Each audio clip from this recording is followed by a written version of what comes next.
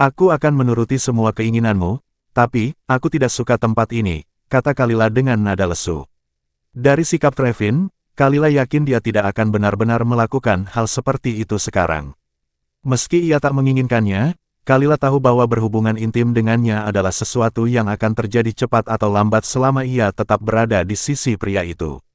Tidak ada gunanya melawan, apalagi sejak dibawa kembali ke rumahnya, ia sudah mempersiapkan diri. Tujuannya kembali ke kota ini memang untuk hamil dengan Trevin. Walaupun Trevin membuatnya jijik, demi Nathan dan Nita, dia harus mengesampingkan perasaannya. Lagi pula ini bukan kali pertama mereka melakukannya. Tidak ada yang perlu dipikirkan lebih jauh. Setelah menata pikirannya, Kalila tersenyum. Ia mencondongkan tubuh ke telinga Trevin dan berbisik, kita bisa ke hotel, atau pulang saja. Trevin menatapnya lekat-lekat. Kalila terdengar tenang, bahkan terlalu tenang. Tapi di balik ketenangan itu, ada ekspresi pasrah yang justru membuat hati Trevin terasa semakin kacau. Bagaimana bisa semuanya jadi seperti ini? Sepertinya dia salah bicara lagi. Tapi saat menatap Kalila yang tersenyum dengan mata penuh keteguhan, jantungnya berdetak lebih cepat. Ia ingin sekali memilikinya. Aku akan memberimu satu kesempatan lagi. Kau tahu apa yang ingin ku dengar, Kalila? Jadi katakan saja, ujar Trevin dengan suara berat. Kalila memiringkan kepalanya dan tersenyum, Tuan Hun benar-benar aneh. Baru saja mengatakan menginginkanku, sekarang malah bilang memberiku kesempatan. Seharusnya aku yang bertanya, apa sebenarnya yang ingin kau katakan? Trevin merasa hatinya teriris oleh sikap dingin Kalila. Tapi dia telah mengenalnya sejak kecil, setelah bertahun-tahun bersama dan 5 tahun berpisah, hanya Kalila yang tinggal di hatinya. Dia kira dengan kembalinya Kalila, luka di hatinya akan sedikit sembuh. Nyatanya, rasa sakitnya justru semakin parah. Trevin menginginkannya, sungguh. Kalila adalah satu-satunya wanita yang pernah ia cintai. Dan kini, wanita itu ada di pelukannya, memandangnya dengan tatapan menggoda. Setelah 5 tahun, bagaimana mungkin ia tak terguncang? Tapi, kalau dia menerima tawaran Kalila, lalu apa selanjutnya? Trevin tahu, bagi Kalila itu hanya seasteris es. Dan setelah itu semuanya akan kembali seperti semula, dingin, menjauh, menyakitkan. Dan ia tidak sanggup menanggungnya. Dengan perasaan campur aduk, Trevin mendorong Kalila perlahan, membuka pintu mobil dan turun. Bam! Suara pintu yang tertutup dengan keras membuat orang-orang di sekitar menoleh. Kalila mengernyit melihat Trevin berdiri di luar mobil sambil menyalakan rokok. Dia mengisapnya perlahan, tapi punggungnya tampak kesepian. Kalila tidak tahu maksud Trevin, tapi ia buru-buru merapikan pakaiannya, mengambil ponsel, dan menyisir rambutnya dengan tangan yang sedikit gemetar. Dari kejauhan, Eloise melihat seseorang turun dari mobil dan penasaran kenapa mereka belum juga berangkat. Ia mendekat lalu berdiri di samping Trevin. Kalau memang tidak cocok, aku bisa mengantarnya pulang. Aku juga pengangguran sekarang, kata Eloise datar. Trevin sedang diliputi amarah tanpa arah. Mendengar ucapan Eloise wajahnya langsung berubah gelap. Jangan datang ke sini untuk memprovokasiku. Kali ini mungkin kakakmu tidak bisa melindungimu, ancam Trevin dingin. Eloise hanya memutar bola matanya, malas menanggapi. Tapi setelah 2 langkah menjauh, ia berhenti dan menoleh. Trevin, kamu sudah bisa menebak siapa sebenarnya Winnie kan? Trevin tak menjawab, ia hanya terus mengisap rokoknya. Eloise mengerti, semua ini bukan karena rasa bersalah. Trevin melakukan semua ini demi Kalila. Dan mungkin karena Kalila tak lagi mempedulikannya, Trevin tak bisa memahami perasaannya sendiri. Kalila, dia punya trauma yang cukup parah, ujar Eloise mengawali pembicaraan yang lebih serius. Apa maksudmu? Tanya Trevin mengernyit. Ia berdiri tegak, lupa bahwa rokok masih ada di tangannya. Tanpa menjawab, ia menjatuhkan rokok itu ke tanah dan mematikannya. Eloise melirik Kalila yang masih duduk di dalam mobil, lalu memberi isyarat pada Trevin, ayo ke sini. Trevin mengikuti Eloise ke tempat yang tak terlihat dari mobil. Aku ingin tahu kebenaran tentang yang terjadi 5 tahun lalu, kata Eloise tegas. Meskipun aku benci padamu, saudaraku sempat memberiku petunjuk dan kini aku mulai ragu. Trevin menarik napas dalam-dalam. 5 tahun lalu Soraya mengalami kecelakaan. Perusahaannya diserang, banyak proyek gagal. Aku khawatir dia akan diincar karena sedang hamil, jadi aku bersiap mengirimnya ke luar negeri sampai semuanya stabil. Tapi, sebelum semua selesai, kecelakaan itu terjadi. Dan kau tahu sisanya. Eloise memikirkan penjelasannya. Ini sangat berbeda dari yang diceritakan Kalila. Dan, waktu kecelakaan Soraya terasa terlalu kebetulan. Kau benar-benar tidak pernah berniat membakar istrimu dan anakmu 5 tahun lalu. Tanya Eloise langsung. Trevin terlihat terkejut dan marah. Kenapa aku harus melakukan itu? Omong kosong apa itu? Melihat reaksinya, Eloise makin bingung. Tapi, dari mana Kalila mendapat cerita itu? Ia melirik ke arah mobil. Pandangannya penuh arti. Trevin terdiam. 2 langkah mundur, wajahnya kebingungan. Dan seketika dia sadar, itulah alasan Kalila sangat membencinya selama ini. Ternyata, dia mengira Trevin ingin membunuhnya. Tapi, bagaimana mungkin? Trevin sangat mencintainya dan sangat menantikan kelahiran anak mereka. Namun tampaknya Kalila tak pernah benar-benar percaya padanya. Yang paling mengerikan adalah orang-orang mengatakan kalau semua itu atas perintahmu. Jika kau memang tidak melakukannya, maka seseorang jelas telah memanipulasi situasinya, kata Eloise. Aku akan menjelaskannya padanya, ucap Trevin hendak berbalik untuk menemui Kalila. Namun Eloise buru-buru menarik lengannya dan berkata tegas, itu tidak akan ada gunanya. Kesalahpahaman itu sudah terlalu dalam, penjelasanmu hanya akan membuatnya semakin tertekan. Satu hal lagi yang perlu kau tahu, dia adalah orang yang hidup dalam luka antara cinta dan benci, dan itu membuatnya menyangkal banyak hal. Ketika segalanya terlalu berat untuk ditanggung, pikirannya runtuh dan dia mulai melupakan hal-hal tertentu secara selektif. Trevin mengerutkan kening, tak benar-benar memahami maksud Eloise. Yang dia lupakan adalah semua kebaikanmu padanya. Dalam ingatannya, kau tak pernah mencintainya. Dia hanya ingat bahwa hatimu selalu milik Soraya. Semua pengorbananmu telah terhapus, jelas Eloise sambil melepas genggamannya. Trevin memejamkan mata merasa hancur. Sosok yang selama ini terlihat kuat dan tak tersentuh, kini tampak seperti pecundang yang terhempas jatuh ke dasar kehancuran. Eloise menarik napas panjang. Untuk pertama kalinya dia merasa kehidupan Kalila dan Trevin sungguh menyedihkan. Mengapa mereka harus menghadapi begitu banyak kesulitan? Siapa sebenarnya yang mengatur semua kekacauan ini? Mengapa mereka tidak bisa dibiarkan bahagia? Ada beberapa hal yang belum bisa kukatakan sekarang. Tapi jika kau ingin dia mempercayaimu lagi, kau butuh waktu. Jangan memaksanya, bahkan jangan membicarakan ini sekarang. Jika kau memaksanya, dia bisa pingsan. Eloise masih ingat dengan jelas saat Kalila pingsan untuk pertama kalinya, itu bukan karena luka fisik, melainkan karena siksaan batin yang melebihi kematian. Trevin menunduk dan berkata pelan, terima kasih sudah memberitahuku. Aku tidak akan menyakitinya. Eloise mengangguk dan berbalik pergi, namun matanya dipenuhi dengan keraguan. Jika semua ini memang hasil manipulasi, mengapa Heston bisa menyelamatkan Kalila begitu cepat? Dan kenapa ingatan Kalila begitu kabur sejak awal? Sejak kecelakaan itu, ada yang terasa janggal. Eloise bukan ahli psikologi, namun dia merasa bahwa ini lebih dari sekadar trauma biasa. Seseorang seolah-olah dengan sengaja merusak ingatan Kalila. Dan kalau benar, hanya ada satu orang yang cukup dekat dan punya kemampuan melakukan itu.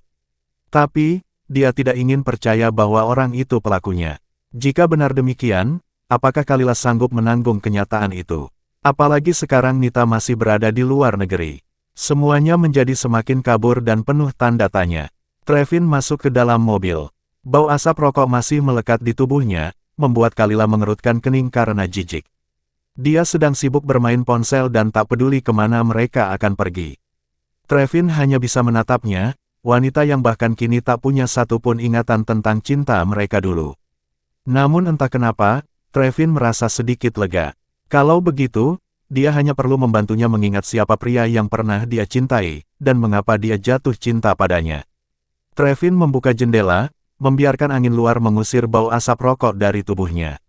Ia langsung menginjak gas dan menuju ke hotel terdekat. Ia khawatir jika membuang waktu sedikit saja, Kalila akan menghilang darinya lagi. Saat mobil berhenti, Kalila mendongak dan terpaku melihat tulisan di depan gedung Hotel Hilton.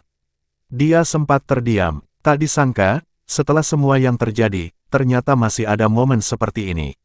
Dalam ingatannya, Trevin bukanlah tipe pria yang melakukan hal seperti ini di siang bolong.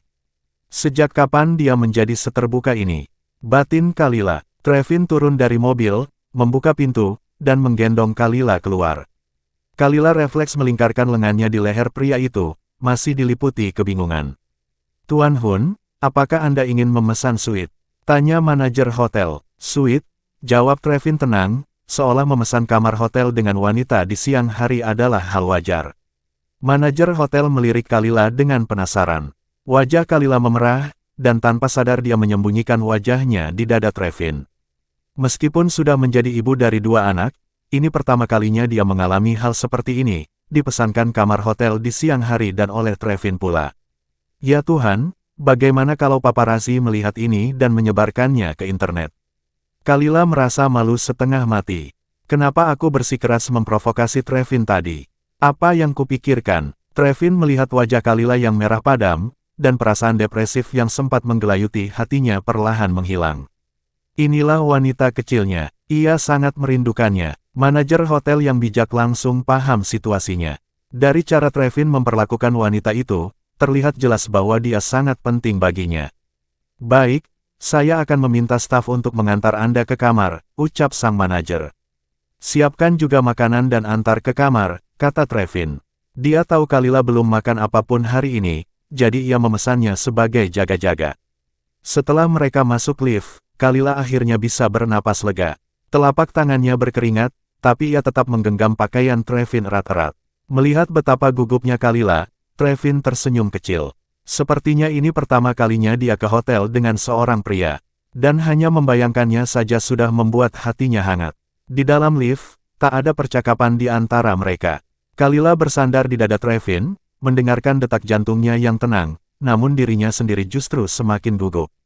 Setibanya di kamar, Trevin meletakkannya perlahan di tempat tidur, lalu melepas jaket dan dasinya, serta membuka kancing atas kemejanya. Kalila mengecilkan tubuh dan memalingkan muka karena malu.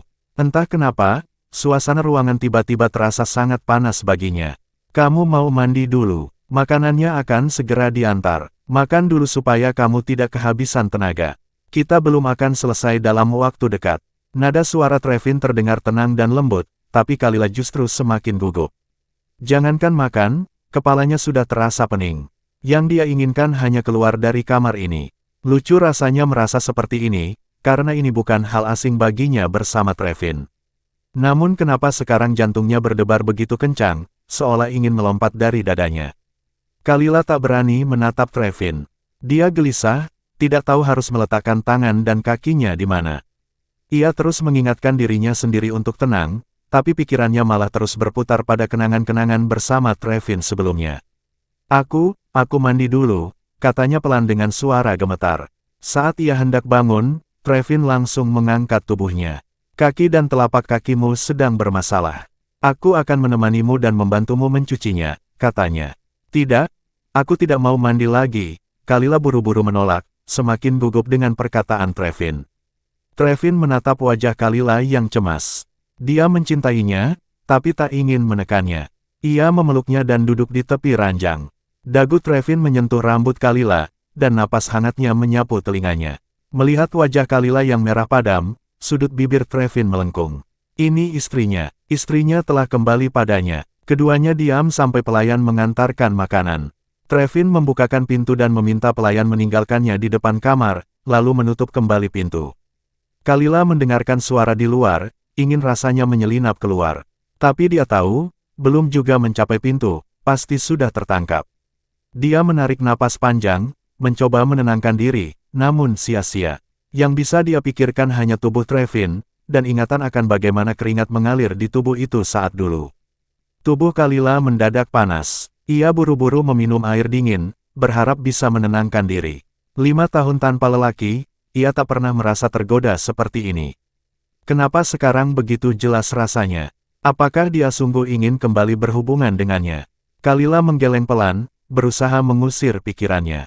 Waktu terasa lambat berjalan. Trevin kembali masuk ke kamar dan melihat Kalila meringkuk di tempat tidur, wajahnya memerah, menatapnya dengan hati-hati. Dia masih seperti dulu, tapi kini, Kalila memancarkan pesona wanita dewasa. Trevin mengerutkan kening, celananya terasa semakin sempit. Tanpa pikir panjang, Trevin menghampirinya dan memeluknya. Kalila memejamkan mata, tubuhnya gemetar.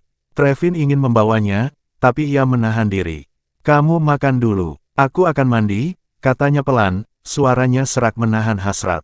Kalila mengangguk pelan dan membiarkan Trevin menggendongnya ke meja makan. Makan yang banyak. Jangan minum anggur. Tubuhmu belum cukup kuat. Nanti aku belikan minuman yang kamu suka setelah kamu lebih baik, kata Trevin memberi instruksi. Oke, jawab Kalila lembut. Ia kini menahan semua dorongan dalam dirinya dan menjadi tenang, seperti Kalila yang 5 tahun lalu, lembut dan menurut. Trevin mencubit hidungnya pelan. Gerakan refleks itu membuat mereka berdua terdiam sejenak. Kalila buru-buru berpaling. Meskipun malu, dia tersenyum tipis. Tuan Hun menganggap saya anak kecil. Anak saya sudah 5 tahun, saya bisa mengurus diri sendiri. Ucapannya tenang, tapi suaranya bergetar. Trevin hanya tersenyum dan tidak menanggapi. Ia melepas jam tangan dan ponsel, lalu masuk ke kamar mandi. Kalila menarik napas lega. Akhirnya ia bisa bernapas. Ia melirik makanan di atas meja, semuanya sesuai seleranya. Tapi hari ini dia sudah makan 3 kali, dan itu membuatnya agak mual. Dengan pelan, ia mulai menyuap makanan. Suara air dari kamar mandi mengalihkan perhatiannya, dan tanpa sadar, ia melirik ke arah kaca kamar mandi. Kalila tersedak. Ia buru-buru meminum anggur merah dan sedikit tenang. Siapapun yang mendesain kamar mandi ini pasti cabul, kaca pintunya buram, tapi tetap tembus pandang. Bayangan Trevin di baliknya membuat pipinya makin merah padam. Dia memalingkan wajah, tapi tak bisa menghapus gambaran itu dari pikirannya. Ia merasa seperti orang gila. Kalila menenggak lebih banyak anggur merah, setengah botol habis begitu saja. Lalu ponsel Trevin berdering. Angkat saja, mungkin itu dari kantor. Bilang aku tak bisa ke sana hari ini, teriak Trevin dari kamar mandi. Karena menghabiskan waktu dengan wanita. Gumam Kalila. Kalila mengerutkan kening. Ia hendak membalas, tapi ketika menoleh, sosok Trevin yang telanjang membuatnya langsung berbalik panik. Gelas di tangannya nyaris jatuh. Dia minum anggur itu seperti orang kehausan. Padahal, dia memang haus, tapi bukan karena anggur. Kalila menggeleng cepat, menepis pikirannya sendiri. Tapi dia tak bisa menyangkal. Trevin terlihat sangat menggoda. Pria itu benar-benar dalam kondisi prima. Sambil menarik napas dalam, Kalila mengambil ponsel Trevin. Ketika melihat nama, Soraya, di layar, dahinya mengernyit. Tapi tiba-tiba sebuah ide menyenangkan terlintas. Soraya pasti akan murka kalau tahu Trevin ada di hotel bersama wanita lain. Membayangkannya saja membuat Kalila tersenyum. Setidaknya bukan hanya dirinya yang kehilangan akal. Ia membuka ponsel Trevin tanpa sadar, sesuai kebiasaannya. Tapi kemudian ia tertegun. Passwordnya masih sama. Apakah itu karena kebiasaan, atau karena dia tidak pernah benar-benar berniat mengganti segalanya? Pikir Kalila.